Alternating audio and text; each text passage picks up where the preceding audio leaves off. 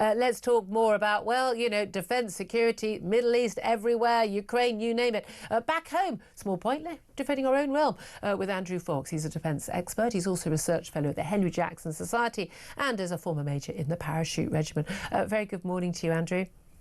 Hi, Julia. Thanks for joining us. Well, look, let's talk about Israel, Iran. Announcement last night from Donald Trump of this total and complete ceasefire that doesn't appear to be, complete and total ceasefire. I don't know if that's different. Doesn't appear to be completely holding, though we know there were missile attacks up to the last moment. But certainly Israel has claimed that Iran has attacked since, although Iran has denied that. Is there a ceasefire or isn't there? Well, I think it's a ceasefire in the kind of literal sense where they're potentially ceasing fire. It doesn't actually solve the longer term problems. It's not a strategic resolution to the situation, but it certainly enables Mr. Trump to try and position himself as a deal maker who brought peace through strength, which was kind of his entire aim of the whole thing, I think. And that's been his whole shtick. I'm a president who wants to end wars. So he goes in, he strikes. Israel have done their airstrikes, taken out, there's so much of Iran's military and possibly potential nuclear capability. Job done, willing to walk away now. And it's certainly clear Iran is really willing to walk away because their response to the US strikes on the nuclear sites was this rather sort of pathetic little sort of poke at an attempt at sites in Qatar where everyone got a warning, no one died, they didn't even hit the targets. That was quite a pathetic response from a regime that said they were going to retaliate and everyone would regret it. It was, but look at what victory at this point looks like for Iran. They've had an absolute battering on the battlefield. And yes, their nuclear program has certainly, if not been destroyed, it's certainly been set back. But it's all about creating the narrative for Iran. They have an army of online bots to try and influence world opinion. And what they will claim off the back of this is that they held firm against the might of the USA and Israel. And they were able to land punches, which of course they were in Tel Aviv and Haifa and other Israeli cities. They certainly managed to, have minimal effect, but it certainly was there. Minimal in the sense that it compared to the hundreds of airstrikes that Israel successfully carried out. This was, in pure numbers terms, a pretty clear Israeli tactical victory. But Iran will say they won because they survived, and it's as simple as that. And yesterday was just a bit more theatre and performance to contribute to that narrative. Yeah, and there is, I think, a lot of people watching and commenting on this don't realise how much theatre is actually involved in this, from Donald Trump to mullahs to Israel as well. But I mean, the reality is, I would say that Israel, the people of Iran probably, the Middle East and the world is safer today than it was before the weekend and certainly than before the 12-day war began between Israel and Iran, hot war proper, as Donald Trump has called the 12-day war. Do you think the world is a safer place now? Only marginally.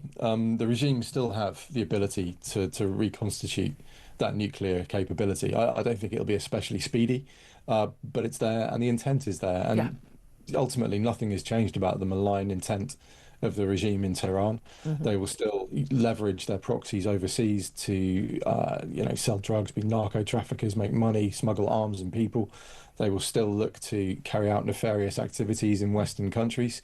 So they may be slightly beaten, but they're certainly not completely defeated. And until that regime meets its end, I don't think the world could ever be really considered safe from Iran's measures. And the mooted response from other fellow Middle East leaders of Arabic, Muslim countries was notable. I mean, deafening silence in terms of condemnation of the US or Israel, I thought.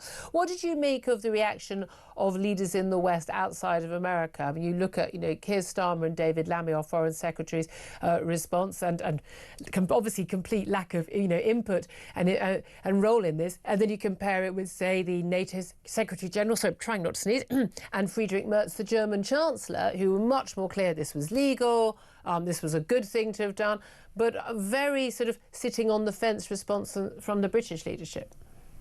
I think it's a good example of how, when he came into his second presidency, Mr. Trump made it very clear that he was neither saw a need nor wanted to be an ally to Europe. And I think European leaders' responses reflect that in many ways, because frankly, at this point, it's not really our business. Of course it is, but they will see this as an opportunity to keep out of the conflict, not to escalate with Iran on domestic issues, and keep everything at arm's length and let it be an American and an Israeli problem. Frankly, if we were looking at the Conservative government before Mr. Trump, when we were still very tight allies with America, and I don't think we are allies at all anymore. Well, we were dupes. I mean, Donald Trump used us as a decoy to get Keir Starmer to leave Canada and say, oh yeah, he's not gonna attack. Yeah, exactly, and he's done that a couple of times. He did it with Macron as well a few months ago. So Mr. Trump has burned that bridge, and this is a reflection of that. I think, like I said, a year ago we'd have been full-throated in support of Israel, but such is the changing nature of the strategic alliance. Well, we don't. I mean, neither Israel nor America really needs us to get involved. But there's a sort of as Kemi Bagnall, the Tory leader, says, a lack of moral clarity in Keir Starmer, trying to sort of go, well, on the one hand and on the other hand, and whereas this seems to me to be, again, some of these conflicts that we've got going on in the world right now seem to me to be basic IQ tests. I really do think that, in terms of black and white, moral good and evil. And it doesn't mean that everything that you don't have to support a particular government, you don't have to think that everything they do is right or wrong, but in terms of the fundamental principles behind various these conflicts, it seems to me to be blatantly easy. Are we on the side of Israel or are we on the side of Iran? I don't think that should be something you should have to pause to answer. Yeah, absolutely. It should be a no-brainer. It's a brutal dictatorship versus a democracy, a flawed democracy, of course. But like ours. Show me one that isn't. Exactly. So this should be an easy question to answer, and yet so many people have failed that test based on their hatred of Israel for whatever reason. And it's astonishing that no matter how bad you think Israel might be, they don't come close to how terrible Iran is. And yet people seem utterly blinded and unable to make that distinction. Indeed. With this war, obviously, the last 12 days, focus has moved away from Gaza, which was very much an obsession in the media, particularly the BBC. And I know that you've also been noted some of the reports and that have been coming out in the last few weeks, ever since the Gaza humanitarian aid was sort of handed out by a sort of Israel-backed body rather than the UN and UNRWA, and basically so that Hamas can't get hold of the aid and use it as a way of funding themselves and controlling the Palestinian people in Gaza. We've had report after report that there have been IDF attacks. I mean, clear massacres from the reports we're hearing. Reports from supposed eyewitnesses, Hamas-run health ministries saying, 20, 30, 40, sometimes people have been killed, including women and children. IDF soldiers, unilaterally, opening fire. We've had reports from medics, some British-born medics, Western medics in hospitals saying we've had children brought in. They said they were attacked by, Israeli forces, etc., etc. Bizarrely, there never seems to ever be any mobile phone footage of these attacks, despite the fact that pretty much everyone in Gaza appears to have a mobile phone. And yet these massacres are being reported, every couple of days. Do you believe that is what is taking place? No, I don't. I've spoken to people in the GHF and they adamantly deny that is happening. They would, though, wouldn't they? Well, the GHF, I think, the sources I've got are they're not neutral, but they're certainly not Israeli. And they're adamant that this is Hamas pushing a narrative. And actually, if you look at some of these reports, they all seem to originate from one journalist who works for Reuters, and he's been beating this drums for months, even before the GHF came in. So he's one of the journalists who reported about the destruction by Israeli missiles of the hospital early in the war, which never happened. Yeah, exactly that. So this has been a theme actually throughout the entire 20 months of conflict, that a single source report gets picked up by usually Al Jazeera, but sometimes another mainstream media station, and then that's it. Other journos pick it up, and it just gets copied and pasted. And next thing you know, that's the dominant story. If I'm Hamas, I'm absolutely 100% trying to get the Israelis to open fire at me in those crowds. There's no question that is what they're trying to do. Yeah. The separation of Hamas from the aid supply is the single biggest body blow they've had all war. You could even make a case that it's a bigger blow than when they lost Sinwar or Deif, their leaders, because it is fundamentally affecting their ability to control the population of Gaza for the first time. Yeah. So they will be doing everything they can. And as always, when Israel gets the upper hand in Gaza, the disinformation space explodes to new and untold levels. And I think we're seeing that again. Have the Israelis opened fire in the vicinity? Yes, at times they have, in response to Hamas being there. Have we also seen videos of Hamas in the crowd shooting people? Yes, we have. So, as always, the truth is far harder to uncover than and the thing I've always thought was like, what on earth would be the point? Why would the Israeli soldiers be doing that? That would be an insane thing for them to do. It'd be immoral and wrong if it was on civilians, but also it would be an insane thing for them to do for Israeli PR alone. If you just think on that basis, it would be crazy. Why are you taking an aid and then shooting the people coming for the aid? It just doesn't make sense. Even if it happened once, how on earth would their commanders allow that to happen again? It would just it's the single most strategic. But doesn't it make it strange then that the BBC website, the Sky website, and others, are full of these reports? Yeah, but they take their news from sources on the ground in Gaza, which means they're taking their news from Hamas, because they would not be allowed to speak to Western press if they weren't Hamas affiliated, and that's the point everyone seems to miss. Hamas have had a rigidly tight control on the information that's been coming out of Gaza, and all the journalists that are feeding this stuff to Western journalists have time and time again been proved to be less connected. Yeah, exactly. Again and again, and then another documentary is pulled, and everyone says, "Oh, we're looking into it." But exactly.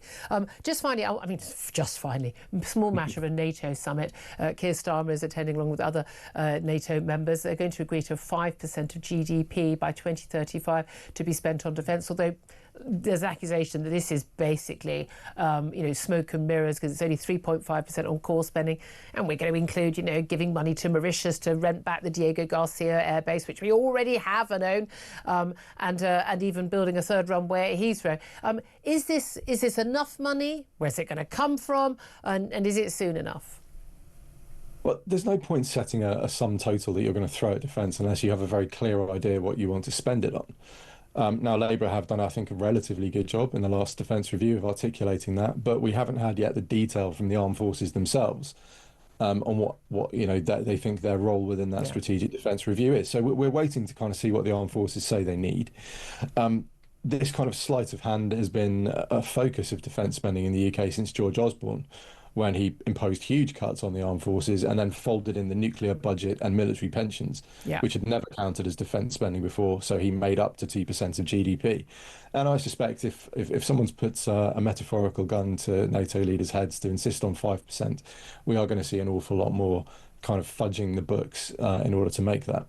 Yeah, absolutely. It's such a pleasure to speak to you. Always good to get you on. Andrew Fox there, defence expert and research fellow at the Henry Jackson Society, for military man himself. Tom Slater, your response to what he had to say? No, I think particularly on that question of defence spending, because that's become such a perennial issue. The world is becoming a more dangerous place. Politicians, particularly Keir Starmer, likes to posture at these summits because he's so loathed at home. Getting on a plane and looking the statesman abroad becomes much more attractive. But aside from the more principled discussions we do have, the more substantive discussions about what do we need to do, where do we need to put this money, etc., there's just always so much smoke and mirrors to it. I mean, the fact that it's 5%, but 1.5% is just infrastructure broadly defined. That's not going to defend us. No, absolutely. We're not going to be able to send that to help. And again, there's Zelensky, this prediction that, look, realistically, Russia is going to try and test NATO's resolve to actually protect its fellow members within the next 5 years. Every military person I speak to seems to think that is the case, very likely. You can't send a third runway at Heathrow or rent you pay to Mauritius for Diego Garcia base to go and protect our allies. You can't do that. And there's been a lot of people who've been pointing out as well, where is the money going? Is the procurement Where's the money coming from? Absolutely. And these are things that the politicians clearly don't have any answers for, partly because they haven't been thinking about it for a very long time. But we shall see. Yeah. Cold War's over, hot war's beginning. Get with the programme. Thank you very much indeed for that. Just some breaking news. Donald Trump has said that both Israel and Iran have violated the ceasefire in the Middle East. He did say also, as he boarded his Air Force One plane, that Iran's nuclear capacities are gone, and says Tehran will never rebuild its nuclear programme. I think he may be on the optimistic side on that front.